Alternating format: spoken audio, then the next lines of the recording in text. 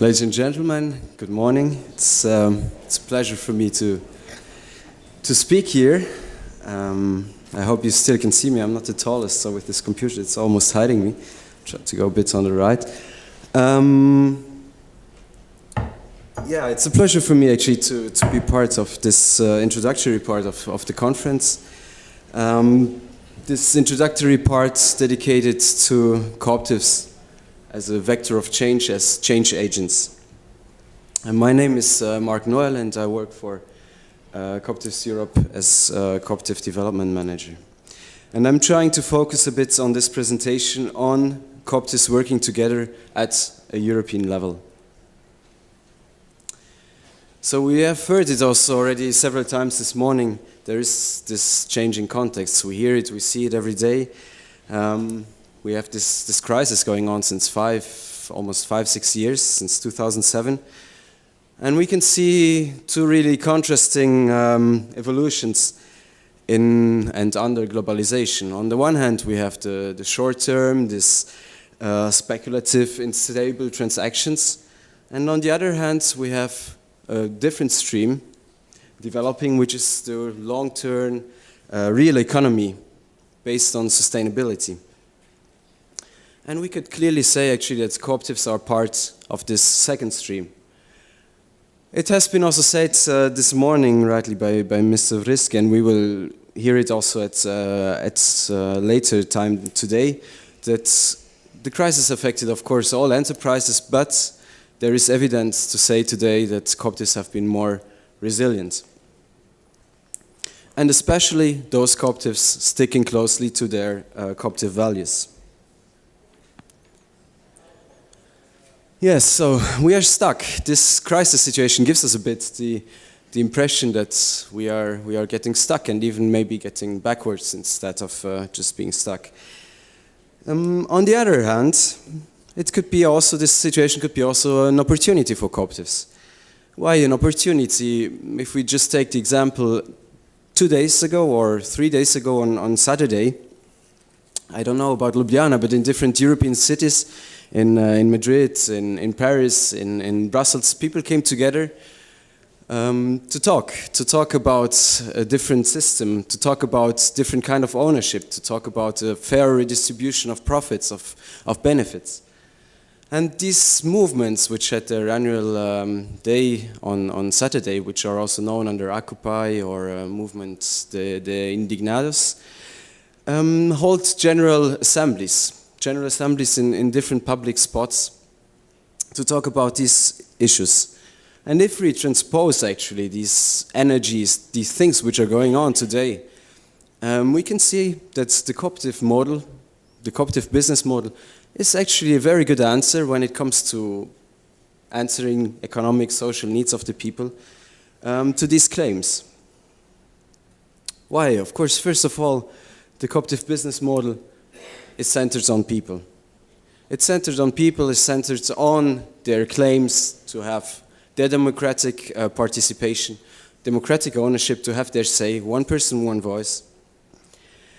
It's based on the capacity to react and to anticipate, because it's linked closely in the community. It reflects also very strongly the needs of this community. So, because cooperatives are about people, it's clearly an issue which is where there is awareness, which is raising today.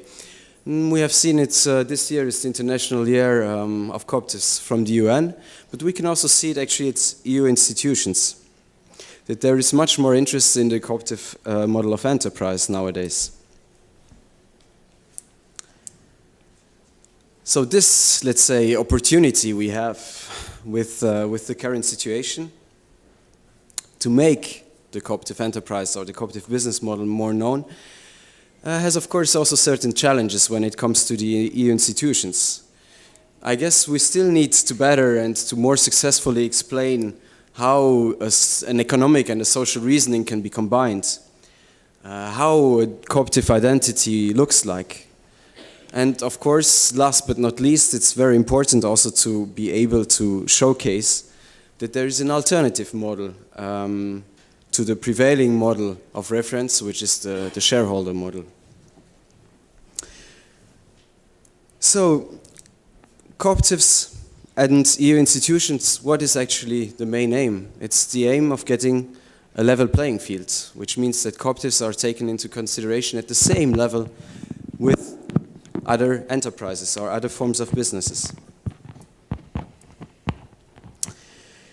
This is also one of the reasons why in 2006 different European cooperative organizations joined forces.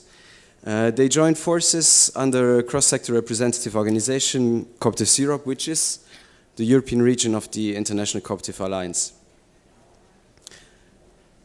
Of course, the advantage of having a platform at EU level, at European level, it makes it also much more easy to speak as one voice and to be recognized on several issues by the EU institutions as a direct interlocutor. Just a few words about Coop2012 Europe as a platform, as a network. It's actually the European representative organization of cooperative enterprises. It's, as I just said, it's the European region of the International Cooperative Alliance.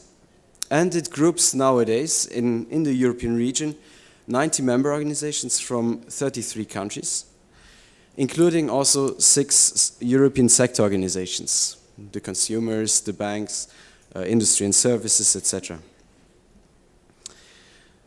Not to kill you with an overflow of numbers, but just to mention maybe the main numbers we have in Europe, we can say actually that in Europe, this platform as a cooperative, we can speak with a voice of 123 million cooperative members, which is a lot, which represents a huge number of European citizens. We find around 160,000 cooperative enterprises, and these 160,000 enterprises give jobs to more or less 5.5 million European citizens. So it's pretty clear from these numbers that cooperatives are really and can really be an important actor of change. When it comes to the relations at European level, and I have to say this representation is a bit egocentric, but it's to showcase how a centralized platform can and has to interact with different parties in order to raise awareness, in order to speak about this model. Of course, the first relation is with the member organizations, not only with the 90 national member organizations, also with the European sector organizations, is to create a space, to facilitate a space where these organizations can interact, where they can exchange best practices, where they can meet, where they can learn from each other, etc. Then, of course, it's also this platform, Coop2012 Europe, can also be a link of these member organizations with cooperative organizations which are not represented by the platform. For the moment, it's more or less 70% of European cooperatives which are under this umbrella. Then, when it comes to advocacy, to representation at EU level, as one voice, Coop2012 Europe can speak and can become a recognized interlocutor of the European Commission, of the EU Parliament, of the European Economic and Social Committee, which is very important because it's there where the EU policies can be influenced, where we can advocate for cooperative specificities, etc. As a cooperative network, as a cooperative platform, federation is obviously also very important at European level to interact with partners.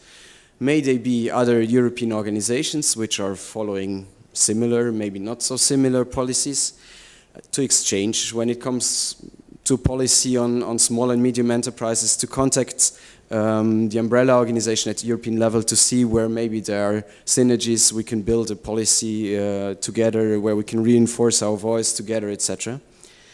This is one part. And then, of course, on the other hand, is also the partnership with a research center, which is very important because only academic evidence actually can support political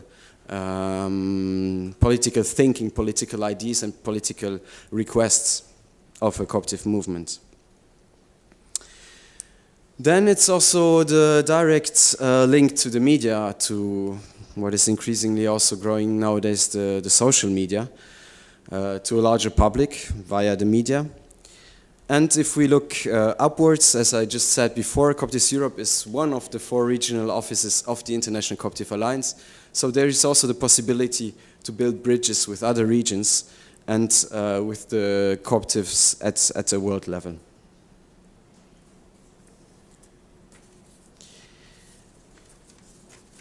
So a few words about cooperatives working together at EU level. What are the main services or the main things we would like to concentrate on working together with our members? There are basically 3. The first one is obviously advocacy. Advocacy at the EU institutions. May it be on different issues like employment, on entrepreneurship, when it comes to the Agenda 2020, where the Commission is preparing to remove obstacles for entrepreneurship, make sure that the cooperative specificities are included in these policies. Therefore, Coop2012 Europe can be, or this platform, this federation, can be the voice to advocate for the cooperative specificities. Oops. And the second point, this is not fine-tuned yet, I have to say. The second point is communication. We see very often, or we have the impression very often, people or governments, local authorities don't take into account the cooperative model of enterprise. Well, very often it's just linked to not knowing about the cooperative model of enterprise. So it's very important to communicate constantly. And the third point is programming, which is linking actually activities of our members, which have a little bit their specific agendas according to their activities or their sector of activities, and being a facilitator for programming, which means being a facilitator. If there are 4 organizations in Europe who want to invest a bit of time and to work specifically or to coordinate specifically on an activity, Coop2012 Europe can be a facilitator to coordinate this. So if I may just say a few words about 5 domains we're specifically focusing on for the moment. Of course, it's the 2000, oops, I just should stop this. It's the 2012 International Year of Cooperatives. Then it's the promotion of the cooperative business model. Of course, as a European federation, it's something which is inherent in all the activities we are doing. And then we have 3 more specific, let's say, field of activities. We are working on what we call cooperative social responsibility, to show that there is something more than just corporate social responsibility, which is very often misused to marketing issues, etc. Claiming that cooperative social responsibility is something which is inherent to cooperatives, which is actually in their genes and which we are doing day by day. Another more specific activity is on energy and environment and on European and international development. And on these activities we work actually with different members across Europe together to develop further thinking when it comes to European policies, when it comes to project implementation, when it comes to communication, etc.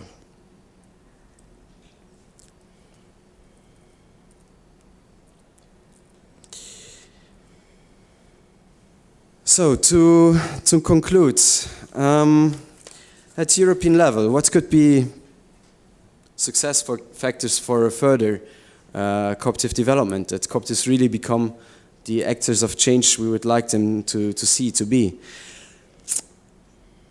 A first point is for sure we have to reinforce the cooperative identity. It's a joint effort. It's probably one personal experience from me studying economics. We never talked about economics in the whole study cycle, which is, I think, a pity.